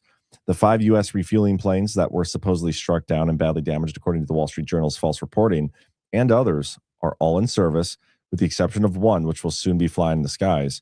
Buildings and ships that are shown to be on fire are not. It's fake news generated by AI. For instance, Iran, working in close coordination with the fake news media, shows our great USS Abraham Lincoln aircraft carrier, one of the largest and most prestigious ships in the world, burning uncontrollably in the ocean. Not only was it not burning, it was not even shot at. Iran knows better than to do that. The story was knowingly fake, and in a certain way, you can say that those media outlets that generated it should be brought up on charges for treason for the dissemination of false information. The fact is, Iran is being decimated, and the only battles they win are those that they create through AI and are distributed by corrupt media outlets. The radical left-wing press knows this full well, but continues to go forward with false stories and lies. That's why their approval rating is so low, and I can win a presidential election in a landslide getting only 5% positive press. They have no credibility. I'm thrilled to see Brennan Carr, the chairman of the FCC, looking at the licenses of some of these corrupt and highly unpatriotic news organizations. They get billions of dollars from free American airwaves and use it to perpetuate lies, both in news and almost all of their shows, including the late-night morons who get gigantic salaries for horrible ratings and never get, as I used to say in The Apprentice, fired. Thank you for your attention to this matter, President Donald J. Trump. Now, what's fascinating about this is he starts by saying Iran is faking war footage. And by the way, guys, if you think Iran can get away with faking war footage, can you imagine our ability to get away with that? Like the technology we have? Just like Trump just confirmed that it is possible to fake all this stuff. Okay. Yeah. Not saying that's what's happening. I'm saying it's possible. Trump confirmed it's possible. But he then goes from talking about Iran faking war footage into media manipulation and how these people should be like brought up on treason charges for fake news. Yeah. Can you bring that's exactly the point I was going to make. Can you bring up an enemy nation on charges of treason, John? Is that No. how treason works? No, he's So, talking like, about the media outlets when he said well, that. yeah, I know, but it's like the way it flows there. It's like, yeah, Trump's talking about Iranians, the Iran faking the war footage, and then goes from that to treason. It's like, so he doesn't say American media outlets, he doesn't say U.S. media outlets, but he says treason. Now, who are the only people that could be brought up on treason? Americans. So, you know, it's kind of like Iran's creating the fake footage, but the media outlets are generating it, which means creating it, and they should be brought up on charges of treason. It's obvious what he's doing here, but it is amazing that people aren't willing to consider this. It's like not just that these things could be fake. Finally, he at least says it in more than just fake news. This is a pretty detailed encapsulation from him of being like, this footage is not real. This event did not occur. But he gets to slide it into the psyche of the neocons and unfortunately much of the MAGA base and say, Iran bad, Iran fake. So at least we have confirmation and disclosure that half of the war is fake, John. The other half is probably real. Well, it's not even, we don't have to know what degree it's fake or real. I mean, in my opinion, some people want to, I would love to know, but we can't know. You just got to know it's possible and accept that and be willing to look at everything and be like, this might be true, this might be fake. I don't know. We don't know. But Trump is confirming it could be faked. But yeah, the treason stuff is just fascinating. It makes me think, you know, the people getting away with the fake news and what he's talking about here brings me again back to the clip, the same weaponized agencies that for 7 years been conducting illegal psychological warfare campaigns against the American people. They couldn't have done that without a willing partner in the mainstream media. So those two things go hand in hand, and it's just so fascinating to see him talking about it like this. And, you know, there are other people at Badlands who go a little harder on this particular rabbit hole. It is not my forte. But there are, you know, certain people in American media that identify really strongly with some of our allies in particular who are very prominent in American media, who would probably have very vested interest. Who are you talking about? The Jews. The Germans. It's the, you know, there's a lot of Germans in our media, but... Don't. If you were to bring up people on charges of treason, it might have to do with owing loyalty to a foreign nation. And I just wonder if there's a large number of media personalities who openly state that they owe their loyalty to a foreign nation. The only one you're allowed to do that by law with. It's almost like the things that people in MAGA are getting the most emotional about are the absolute most important things. I want to make one more point on that, which is that there's a reason I, and not Zero Hedge, you motherfuckers, have been referring to the Iranian narrative as Donald Trump's Kobayashi Maru the entire time. And it is this aspect of it. It is that you can understand, as much as we can joke about it, why, because of his own base and the histories and the psychologies of his own base in the United States, this would be the most difficult narrative for Donald Trump to navigate and to unwind. And you can see why he's taking these sort of paths with it. As much as we would love him to get it on the table and just be like, these fucking people owe their loyalty to Israel, he's not going to do that on Twitter. So how do you start to get that narrative out there? Yeah. And it's not just media people, by the way, guys. It's government officials who are, yeah, for sure, you know, sold out the money. Oh yeah. Oh, by the way, I interviewed a congressman today. Yeah, Pat Harrigan came on. I was only supposed to have him on for 15 minutes. He ended up staying on for like 45 minutes. And I'm like, I mean, he's a politician, and you never know. These guys are really good at faking it. He seems like he's a very likable guy. I'll say that. But I kind of grilled him and kind of told him like he was part of the problem to his face, and he took like a champ. And I have that clip. I'm going to play that clip right now. Actually, yeah, that was cool. I respect the sentiment from a lot of people. My audience, you know, is like, what's the actual solution here? Because we see all these issues compounded, from the fraudulent elections to the fraudulent spending to everything. And the common denominator, no offense, like I enjoy talking to you, and you seem to speak in a way that most people don't. So I'm not trying to say this is you directly, but we see the problem is the government. You know what I mean? And so more laws to make our lives better. That's not what we want. Less laws. We want less government. It's you guys are the problem. Yeah. Just click with that last thing. You guys are the problem. Yeah. Glad you agree, Senator. Well, then he goes on, to be fair, he goes on to say, no, you're right. Like, no. I knew he wasn't actually agreeing with that. He was affirming what you were saying. Yeah, but then, I brought up the taxes thing again, but it was a good conversation. I'd encourage you guys to go watch it. It was like the last 45 minutes of my show today. But yeah, the government itself. Last time he was on, I talked about APEC and their involvement, but we talked SAVE Act and a bunch of stuff. But yeah, Congress, our government is the problem, part of the problem, if not the whole problem. Donald Trump, by the way, also said that we need to stop saying SAVE Act and say Save America Act. He got really upset at that. That was an interesting one. He's like, who says that? Nobody knows what that is. Yeah, he's like, we got to stop saying this. That's not the correct thing. I was like, okay, all man, the I've been saying SAVE Act. It's called the Save America Act, not the SAVE Act. Nobody knows what the SAVE Act is. Basically the same thing as the Save America Act. It was just that bill has been introduced like 3 times and it keeps getting changed. But it's funny because speaking of fake news, every time Trump talks about the Save America Act now, he throws in no men and women's sports, no transition surgeries. Trannies. Yeah. That's not in the bill. That's not in the Save America Act. So John, if we don't save America, then the trannies are going to win. So he's not lying about that. I know, but I'm just saying he's here trying to like call it fake news about the name of a bill when he's out there spreading fake news about what's in the bill, even though he's probably doing it for, Chris pointed out, he's doing that so that, anybody who would want to even vote for the voter ID thing, they can't because he's attaching the transgender issue to it. So no matter what, no Dem can cross that aisle. But, and I thought I had sent you this a few days ago, just as an example, a microcosm.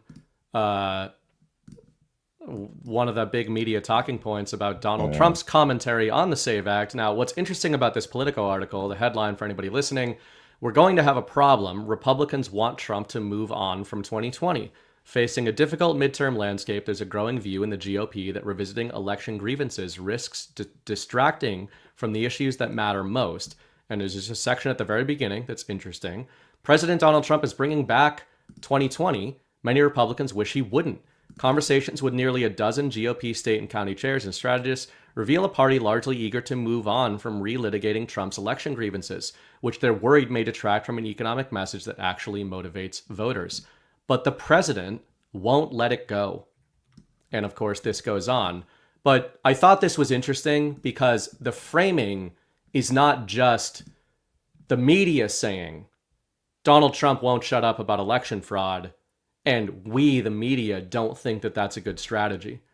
It is the media saying the Republicans that everybody is telling us to vote really hard for every day of the week are opposing Donald Trump privately for pushing for the exposure of election fraud.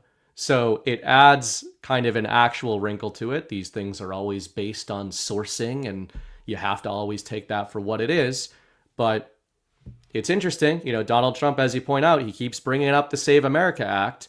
And yet, and there was another headline in Axios I dropped into the brief channel that I think Ash was writing about. But there were a few headlines like this week. And they're various shades of there is internal strife about Trump's continued, the Axios one was particularly saying Trump is not happy with the current nature of the Save America Act, not just whether or not it passes, but that he keeps trying to change it and says it doesn't address the issue. Oh, weird. I did that once and I got scolded for it. Yeah, let me try to find that if you have anything. Let me see if I can find that specific one. Well, on this, what you pointed out there, that story, that is not a new rhetoric.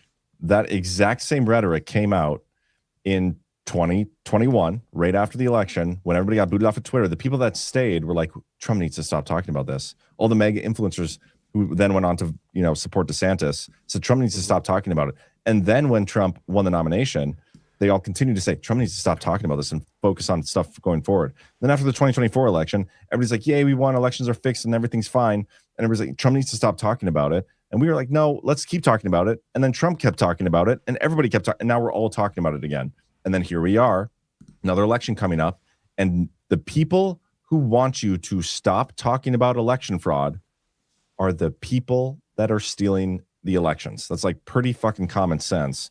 And I feel like I've said literally that exact same thing multiple times now. And so we're not going to stop talking about it. We're not going to move on. Yeah. It's retarded. I think we will. And then on one point, people are talking about in the Save America Act that the transition minor surgeries stuff is actually in there. And I just went and looked, and I'm not finding it. I typed in minors. I typed in transition. I typed in trannies. I typed in surgery. I typed in hoo-has. And yep, I typed in wieners, like everything. I typed in everything you could, and it's not in here. So yeah, if just you a guys typical Wednesday night on your hard drive. Yeah, if you guys know of a bill that exists out there that's in the Senate being discussed right now that does have that in there, I encourage you to go find it and send me the link in here. But that's interesting, though. People in our own chat who are pretty tuned into stuff, because Trump has been posting about that being in there, they think that's in the bill when it's not. And that's fascinating. Yeah. Well, hey, maybe these are the provisions he wants to get in there that the Republicans are stopping. It's possible that Donald Trump is like, we need to deal with the trannies in this bill, and the Republicans don't want to do that. I did find it was a write-up from Zero Hedge, which was one of the ones I was looking at today. And where was this sourced from? A Harvard-Harris poll is talking about basically the idea that we've heard a million times that Democrats, it's bipartisan. Election reform is bipartisan, according to even the mainstream media. It is not a controversial issue at all, despite it weirdly being controversial, like to talk about. Most American people, including Democrats, think election reform bills are fine. So that's one thing. The only people who seem to have a polls are fake, but yeah. Yeah, well, that's fair. At least it's interesting that the media is saying this, while the media is saying Congress is not unified on fixing elections. Now, isn't that interesting? Because Congress are elected, right? No. So the American people were being told are in favor of election reform, but the Congress people are not in favor of it. But there was a specific section in here, right?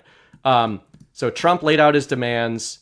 So it says, there's nothing controversial about the law. This is according to Harvard. But President Donald Trump may have doomed the bill when he moved to include stricter provisions for mail-in voting, such as eliminating no-excuse absentee ballots. Trump laid out his demands in a Truth Social post earlier this month. Senator Eric Schmidt will offer those changes as an amendment. Despite the overwhelming popularity of the law and its provisions, that shift collided head-on with Republicans who represent states where voting by mail is not just accepted, but embedded in the electoral system. Senate Republican sources began signaling that the votes were no longer there. Then it goes on to say some of the concerns are legitimate and talks about why these provisions would be bad. So that's the pollster's opinion.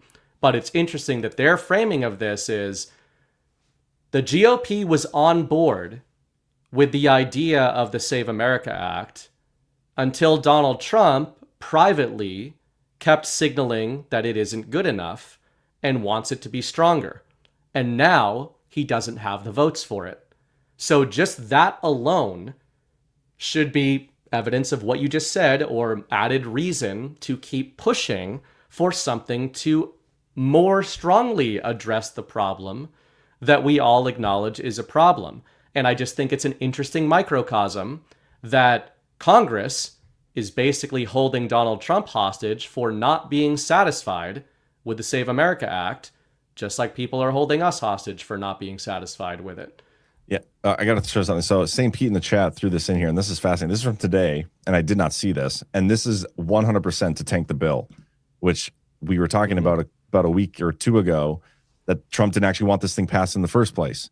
And remember, guys, his post from a month ago or whatever, where he's like, I can require voter ID without Congress. I don't need you guys.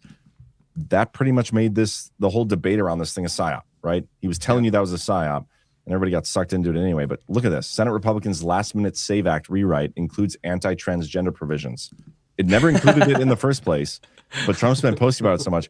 They're trying to put it in there, and this is for sure going to tank the bill if it wasn't already tanked already. This is amazing. And so yeah, I'll post this again in the chat from St. Pete. Thank you for finding this. And technically, so the narrative is going to be that Donald Trump tanked the bill. Yeah, by adding that's what the narrative is going to be.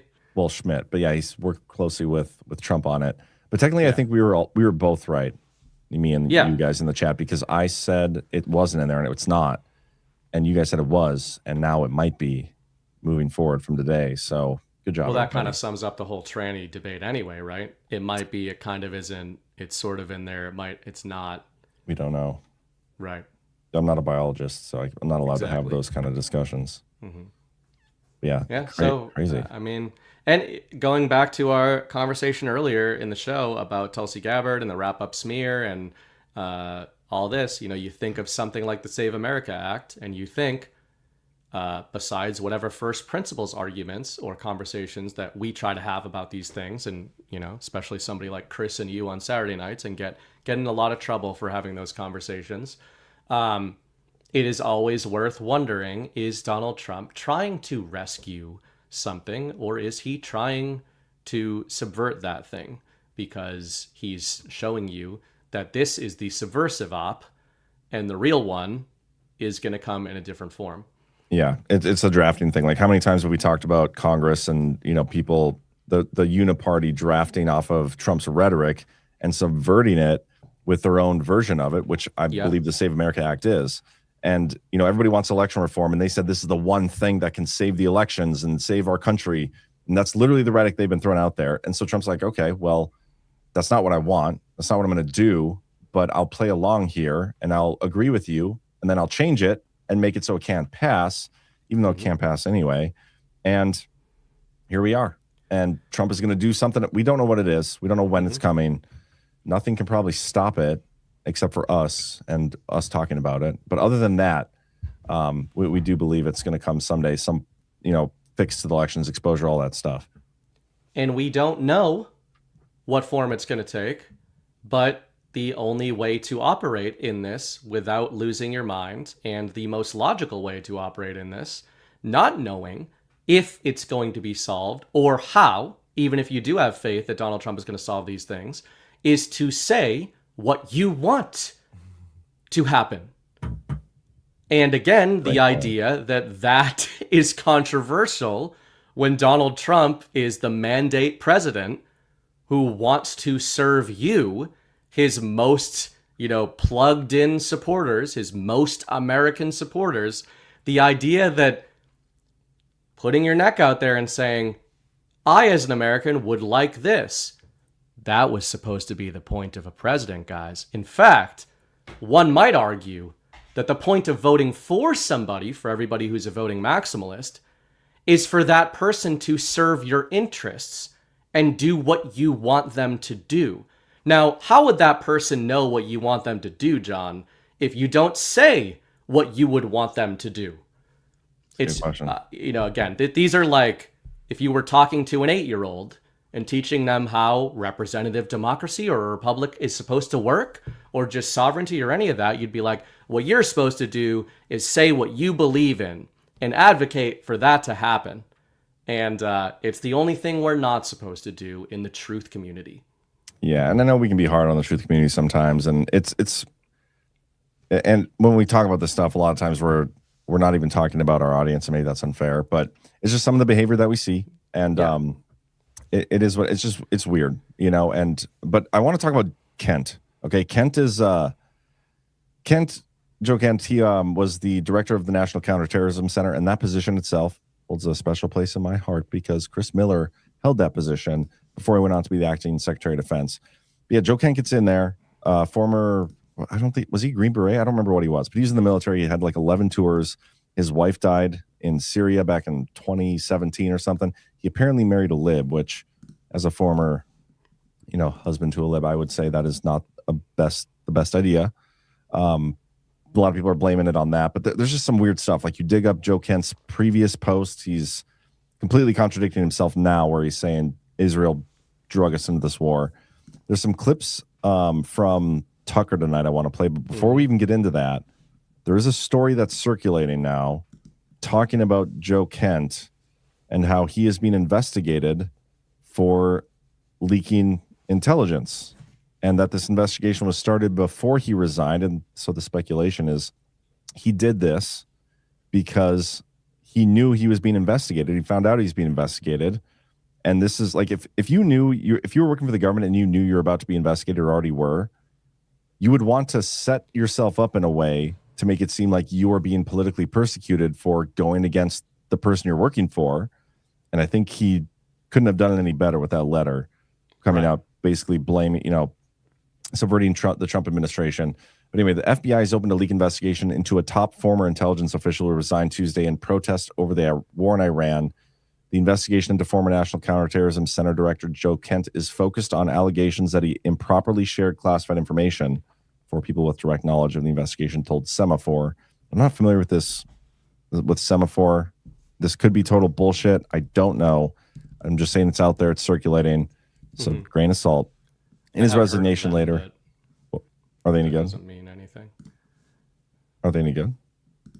Well, I mean, I think the whole media apparatus is fake, but often the way I frame these things is, are they like part of enemy intelligence apparatus? I would say yes, very deeply so, which adds a very bicameral wrinkle to this, because I agree with how you laid that out, right? One reading of this is, I think maybe the majority reading in the MAGA base right now is Joe Kent is criticizing Donald Trump. Then this story hits. It looks like, well, yeah, if Joe Kent was trying to undermine Donald Trump and the Trump agenda, it looks like he was trying to get ahead of this report. That's one reading of it. What's another reading of it? Well, Semaphore is an intel rag that, do we think Semaphore owes its loyalties to Donald Trump? This piece is obviously a takedown of Joe Kent, right? Whether it's true or not, it's a takedown of Joe Kent. And what is the purpose of the piece? It is to cast doubt on the legitimacy and the intentions behind what Joe Kent is saying in his interviews. And they're referencing intel as their sourcing for this. So if you were Joe Kent and you're a bad actor trying to undermine Trump, you probably would do this, as you said. But if Joe Kent was not actually trying to undermine Donald Trump and is telling the truth as far as he knows it, and you were trying to discredit Joe Kent, and you were in the intel, and if you're in intel, you know the media, you would probably do this. Because the conclusion that everybody's going to come to is, I see, Joe, you were trying to get ahead of this investigation. That might be true. We'll see if anything happens with the investigation, right? So like there will be ways we can map this onto one of those paths. But it's important to not just sit here and go, oh, obviously he was trying to get in front of this investigation. Was he? Or was this investigation trying to stop this? So again, I don't know what the truth is, but yeah, I see what you're saying. It goes certainly goes both ways. And the ironic thing here too is because of how divisive the movement is, and just the world generally, like to one half of people, he's going to be the most hated man now because he did this, and the other half, he's going to be like lionized and worshipped, and the center of conversation, which he clearly is. He's going on both Tucker and I think Mark Levin soon. But yeah, I want to play this clip from Tucker earlier. I cannot in good conscience support the ongoing war in Iran. Iran posed no imminent threat to our nation. Iran posed no imminent threat to our nation. How did you reach that conclusion? I think this is key. I mean, this would be more challenging to explain had the Secretary of State, the President, and the Speaker of the House not come out and said that we conducted this attack at this time because the Israelis were about to do so. So that takes away the argument that there was an imminent threat, as in Iran was planning to attack us immediately. That just simply did not exist. May I ask you to pause? Sure. And so I've heard people say that, and this just happened, but history has a way of getting rewritten in real time. And then you look back 10 or 15, 20, 25 years later, and no one seems to understand the things that you saw because they've been eliminated. So I think it's important to stop and say, here's what we actually know. So I'd like now, if we could, just to play one of the statements that you alluded to, and that's from Yeah. Marco Rubio, the Secretary of State. And this was shortly after this war commenced. And he was explaining as is his habit, in a thoughtful, precise way, why. Here's Secretary of State Marco Rubio. And so the president made the very wise decision. We knew that there was going to be an Israeli action. We knew that that would precipitate an attack against American forces. And we knew that if we didn't preemptively go after them before they launched those attacks, we would suffer higher casualties and perhaps even higher those killed. And then we would all be here answering questions about why we knew that and didn't act. Can you pause that, John, for a Okay, sec? so that is his... Before we get back to the Joe Kent stuff, which I know is the meat of it. I know we've played that Rubio clip a bunch on our shows last week and change. Yep. But think of the conversation we just had about the Qatar post with Donald Trump. And Marco Rubio saying Israel was going to do something and we were going to suffer consequences on behalf of them doing something. And then, again, look at Donald Trump's post tonight. That's a trend that everybody around Trump keeps being like, Israel's going to do a bunch of shit. And then there's going to be consequences for that. But anyway, back to Kent. That's a good point. Almost contemporaneous explanation, and it's not offhand. He reasons it out. He explains there's a logic chain there, and he says, we knew not that Iran was going to attack. He did not say that. Right. He said we knew that Israel was going to attack Iran, and in retaliation for those attacks by Israel against Iran, Iran might attack American forces. So the imminent threat that the Secretary of State is describing is not from Iran, it's from Israel. Exactly. And I think this speaks to the broader issue. Who is in charge of our policy in the Middle East? Who is in charge of when we decide to go to war or not? In this case, with what the Secretary described, and later on the President, later on the Speaker of the House, and the way the events played out, the Israelis drove the decision to take this action, which we knew would set off a series of events, meaning the Iranians would retaliate. Now, I think there's a potential there where we could have done several different things. We could have simply said to the Israelis, no, you will not.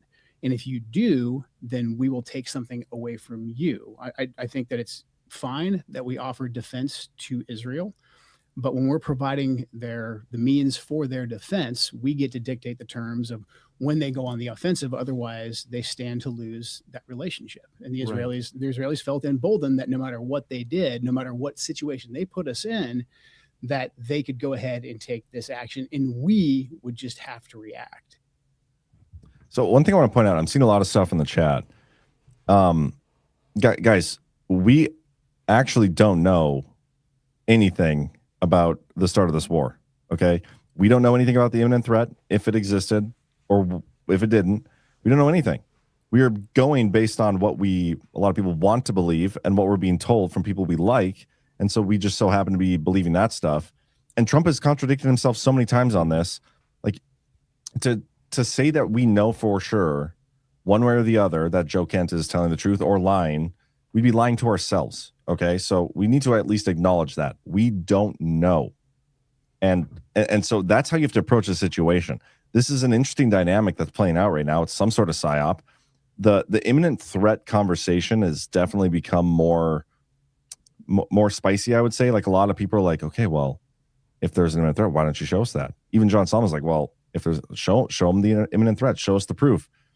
And Trump's not doing it. And I think obviously he won't, and he shouldn't have to, but that conversation, kind of reaching a crescendo, I think is a good thing. And then eventually he can drop whatever if he wants to and totally like make all these people shut up if he decides to do it that way. But this to claim, like, just in the chat, people saying, well, Kent obviously, he's lying, he's covering for Israel or whatever, and all these things, he hates Israel, all those things. We don't know that. So we can't operate as if we do. You have to acknowledge that it's speculation. Yeah, what drives me the craziest about this whole type of thing is that, again, I've been saying this all week, but for people that think that questioning the narrative around the Iran war is undermining Donald Trump, when you wouldn't be in the truth community or know what an info war is if you didn't believe Donald Trump was engaged in fifth generation warfare. Always. Which is narrative, and I've gone on this rant several times in the last week, which, to your point, ultimately means we do not know what the actuals are. All we can do is engage with the narratives. But I think maybe a lot of people in the truth community have inverted that and just go, yeah, I'm engaging with the narratives. I'm engaging with what Donald Trump is saying and just believing whatever it is, while saying disinformation is necessary. We're in 5th generation war, and you can't believe anything you're looking at. The military fourth PSYOP group that we talk about every so often talks about this openly. It's not a secret. Donald Trump talks about it in the clip you played earlier tonight. Psychological warfare, right? So, and as I had said on shows recently, you don't have to be 5th gen warfare expert or anon or any of this shit to understand that presidents are going to weave in and out of the truth, etc., to be strategic in times of war. And it's just, when I use the word bicameral, I think people, I've just realized a lot of people don't understand what that is. Yeah. And Chris talks about it a lot as well. He talks about mapping onto reality. It doesn't mean it's either this or it's that, and that's enough. Yeah, that's binary thinking. That's just normal. That's human thought patterns. Either it's Israel or it's Iran. Right? Okay, yeah, thanks for the feedback. Bicameral is, let's watch what Joe Kent is saying here. Let's engage and chart a cognitive path forward that he's telling the truth, and then chart one where he's trying to undermine Trump. You've got to be able to do both of those at the same time, forward in time. That's the important thing. And it's forward in narrative time. You have to then see how the stories unfold and remember the stories you're being told and say, all right, on the one hand, it's possible that Donald Trump is telling us everything about the Iran conflict at face value, and I'll continue to engage with it that way.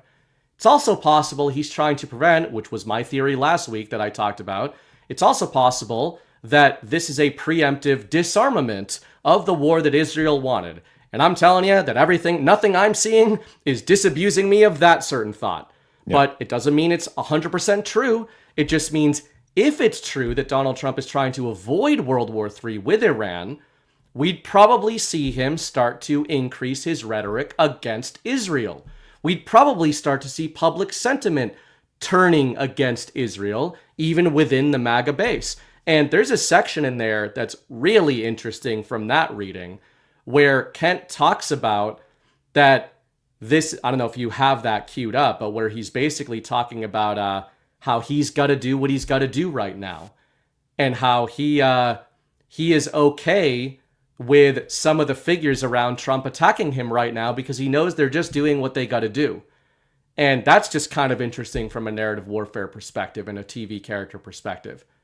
Yeah. Is he undermining Donald Trump, or is he running a route that Donald Trump put him down? I don't know what the answer is. Let me see if I can grab it. I think Ghost had posted it in the chat. Oh yeah, right here. I found it. Okay. The people who are coming after me, I believe that the internet is like 25% real. I think there's a lot of bots. There's a lot of people who got delivered a talking point and they're going to get a paycheck for it. I've noticed. Or they just, they want the adoration. So I just don't take most of it seriously. And again, look, I know there's some of my former colleagues, people who I do like, who have had to come after me. And I understand that too. Like, I get it. Like, they're still there. They've got to discredit everything I'm saying right now. They're watching, taking notes. So I'm not bitter about that. I literally just want to focus on the task at hand, and the task at hand is stopping us from getting deeper into this quagmire. Because again, like, just looking back on my experiences in Iraq, I don't feel like this happened.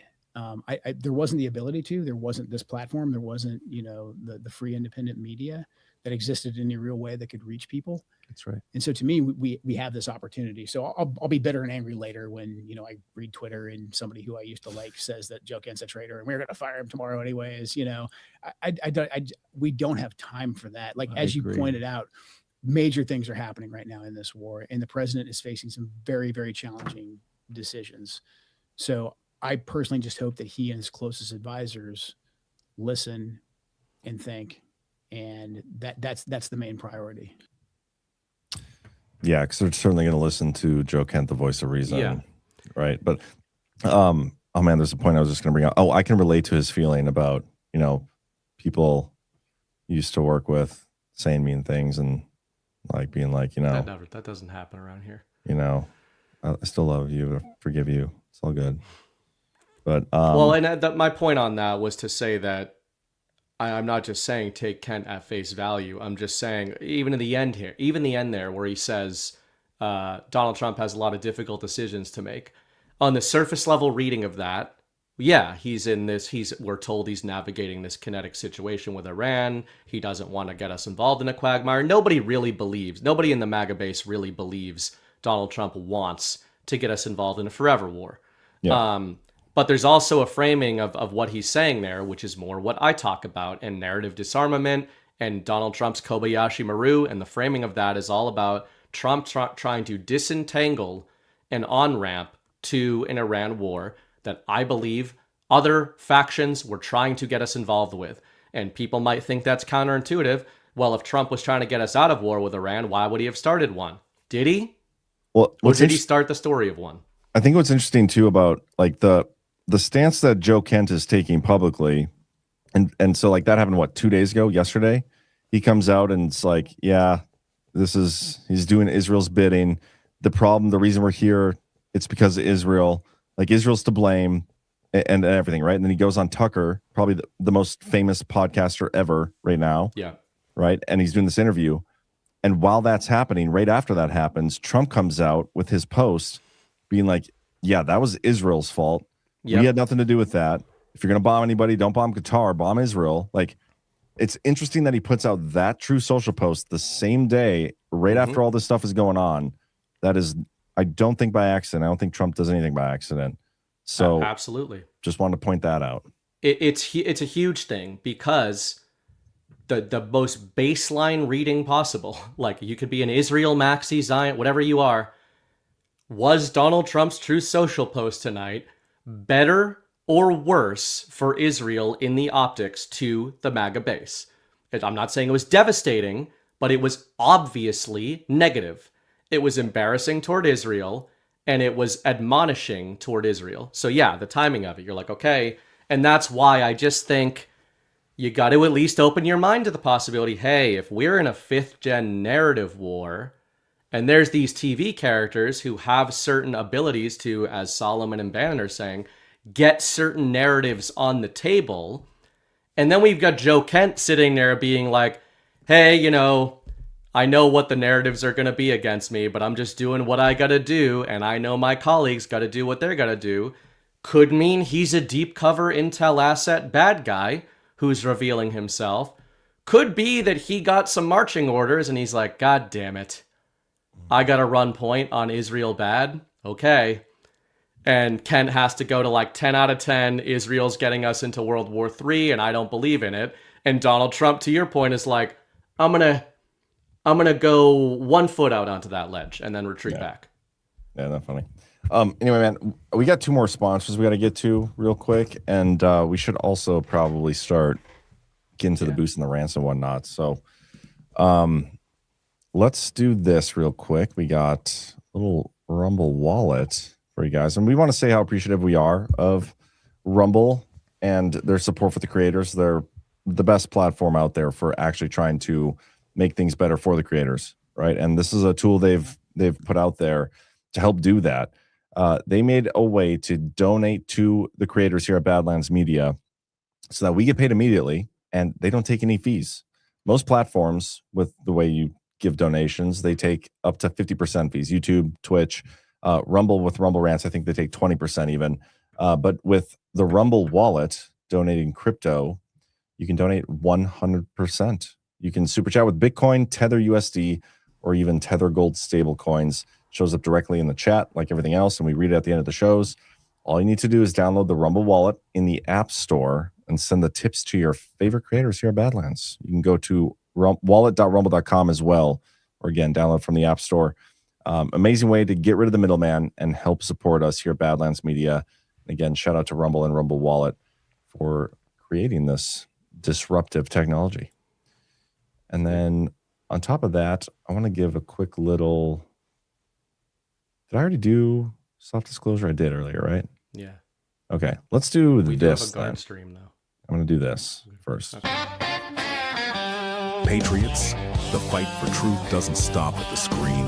It's hitting the road again. Badlands Media is rolling into Nashville on April 9th through 12th for the next stop on the Great American Restoration Tour. Join your favorite Badlands hosts and like-minded Americans for 3 powerful days. Packed with unfiltered discussions, deep dive panels, and real debate. Hear the raw truth, ask the tough questions. No topic too hot, no question too bold. GART is where our community comes alive. Tickets are on sale now at badlandsmedia.tv/GART, where you can also grab a virtual pass and watch from home. Join us to question narratives and fight for America's future. Nashville's calling. The restoration continues. Get your passes today. See you in Music City.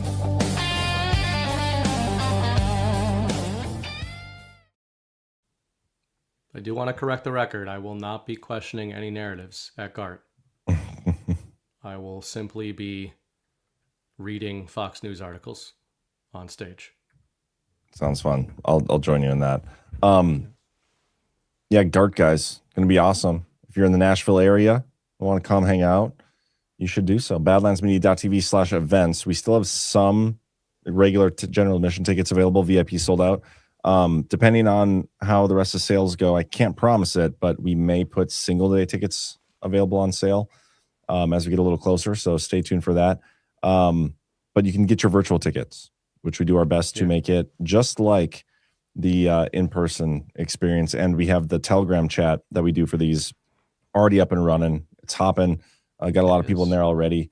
And I think this is the most we probably ever had, considering the time, like how early it is. This is definitely the most at this stage. Yeah. Yeah. There's already like 300 people or so in there. Yeah. Yeah. Very active. And yeah, you know, a lot of chats can end up being like a dozen people talking a lot, but in this one, it's a lot of people in there. Yeah. And the Badlands creators are in there as well. So yeah. We're doing another virtual live stream. So we do that every Thursday leading up to the event. Started the first one last week.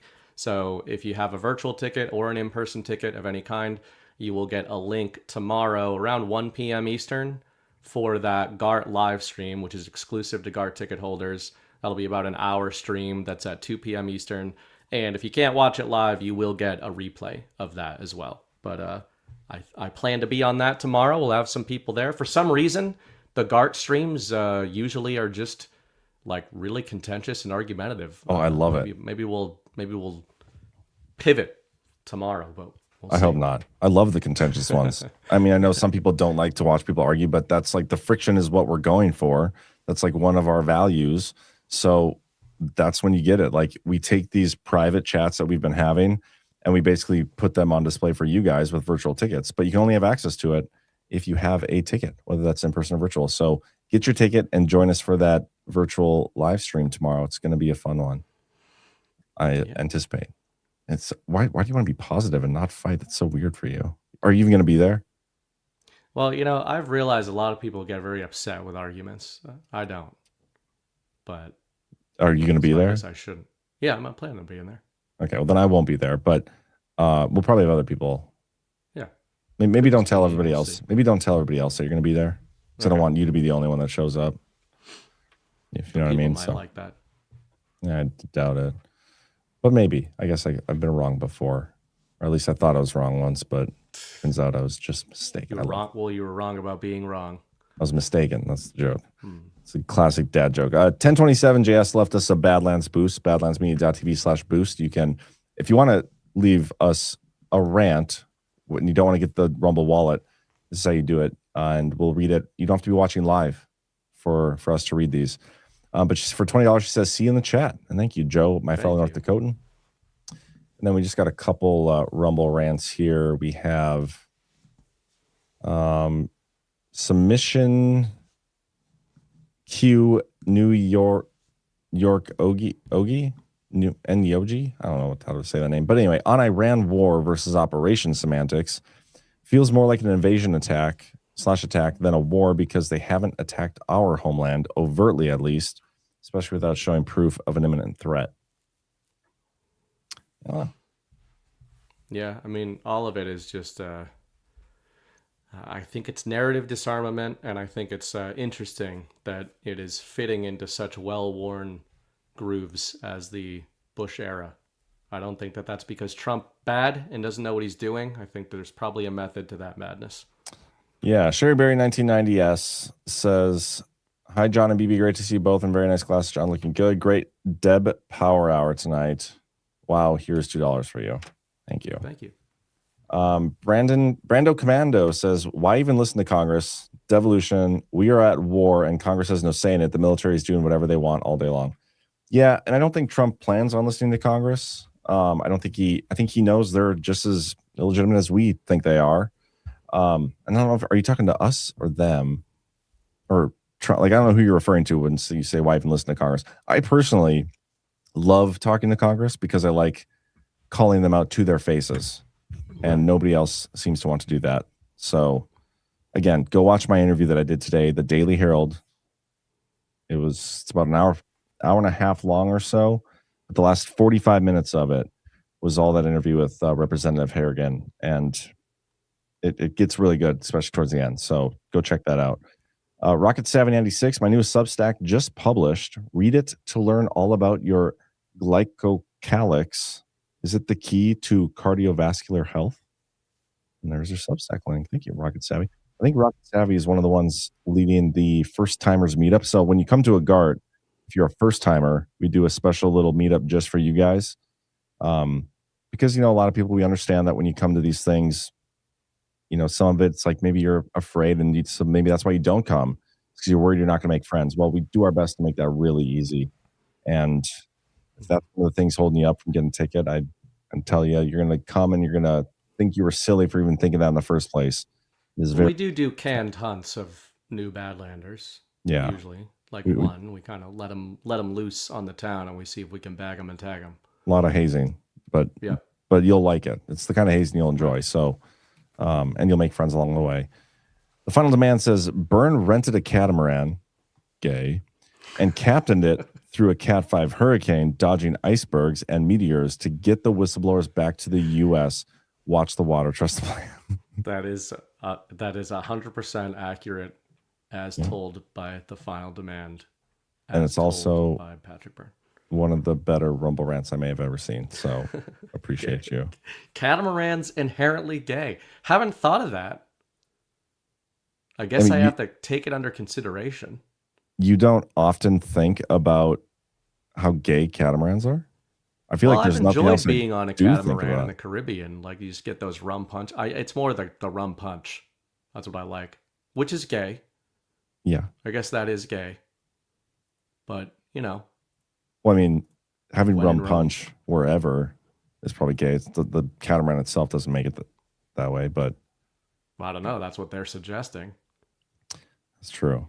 Like, if anything, but then it's just double gay. Gay. If something's double gay, would that make it then straight? I think so. That's how it works. You keep going in to the gayness until you come out the other side straight. It's a weird way to phrase that, I think. Yeah. Saying go in and gay in the same. But whatever. We can probably move on from this. Yeah. G. Henry, Israel hit gas fields in Iran. That's from Jordan Conradson. That's what Trump said. And Trump is not too pleased. We talked about that. Final Demand for $5. Joe Kent called the war in Iran a quagmire. It's been 2 weeks. I can't wait for his Candace interview so he can echo her low IQ bullshit crazy talk. Yeah, it's probably coming too. I think it's a net positive, no matter where these people's loyalties lie, that we are certainly seeing an increasing sort of a circular firing squad nature within the alt media sphere. There's definitely, sometimes that sucks. Sometimes that comes our way as well, which is fine. I mean, I think the good thing is more people maybe than we sometimes think that try to engage with these things certainly put skeptical goggles on when it comes to these various podcasters and figures and insiders, no matter whether they say they're MAGA or not. And I think that's good. There's certainly not everybody. Some people are going in the opposite direction, but I don't think it's a bad thing for people to be very suspicious of all these figures. Yep, I agree with you there. And then Jen Hud says, could Tucker/MTG war with Donald J. Trump be fifth level warfare? Donald J. Trump can't call out Israel like they can. As a Christian, was taught always support Israel until I realized the King Herod government in place and Israel bought influence. Could be. The short could not answer be, to we don't that know. would be yes, it is possible. And again, I don't know that, and I'm not claiming that MTG is playing fifth gen warfare alongside Donald Trump, but it is absolutely, here's the bottom line. There are ways to be pretty confident with the benefit of hindsight whether or not that ends up occurring. Do I think we have enough right now to know that MTG is secretly working for Donald Trump to push narratives? No. But if you think it's ridiculous that that's possible, is it possible that the narrative against Israel keeps stretching to the point where Donald Trump gets social permission to go all the way out on the ledge? And if that happens in 6 months, is it possible that he puts out a True Social post saying, MTG and I had a lot of disagreements, but ultimately she stood in her principles? Like, we've seen him do this with so many different people, and some of these people are just grifters and characters the whole time. Yep. But I think it is very silly to dismiss this kind of stuff as possible.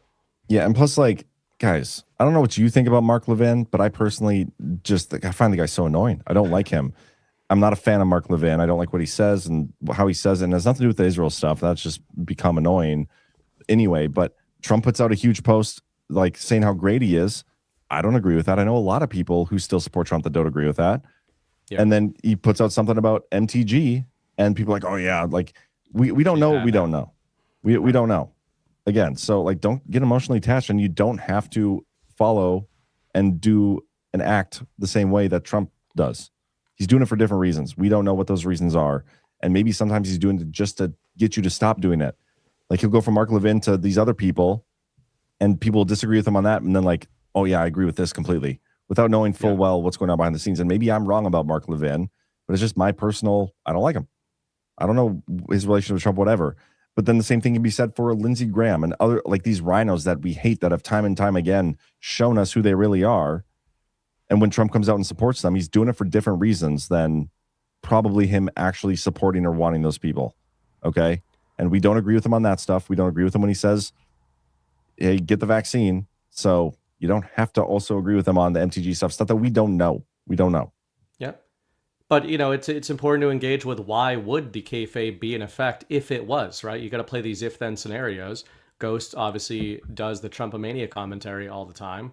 And that's a real thing. The reason for those things, if you were to say, why would he put these figures out there to diametrically oppose him on these narratives? Well, are they market testers? We talk about mandate cultivation all the time. It's one of the themes of it's really become one of the themes of what we talk about. And you and Chris talk about the feedback loop a lot between Trump and the American people. Well, when you throw MTG out there, if you threw MTG out there to go full anti-Zionist, after she has built to that point a very powerful reputation within the Trump core, you get a lot of market research, a lot of market information of where your base is at with that narrative. Absolutely. So there's a method to that madness. And we also got a $10 super chat over on YouTube. And thank you to shout out to the YouTubers. And if you guys aren't aware, we have a growing audience over on YouTube, which is really cool to see. I know some people hate YouTube, and I totally get it and respect it. We got to go where the people are so we can grow our audience. And that means we're going to be streaming to other platforms other than just Rumble, even though we'll always love Rumble. But Peter Frederick over there, 7147 for $10 says kinetic vortex will be the next media term from Iran. Interesting. We'll see if that prediction comes true. And also, guys, we never talk about this, but we are also on all podcast platforms, and we have a growing user base over there. It's kind of amazing. It's an easy way to share stuff with your friends and family too. So anyway, guys, with that, I think we'll get out of here. And I was thinking for an outro video, unless you have one, I could play one of the clips from my interview again today earlier when I talk about the tax vault stuff. I'd probably just defer to Dune. Oh, we could do that, but then we'll have to say goodbye to YouTube. Congressman's fine. Yeah, it'll get us. Oh, no, that's fine. Dune 3 trailer. And YouTube, we're going to say goodbye to you so we don't get another copyright strike. So thank you, YouTuber.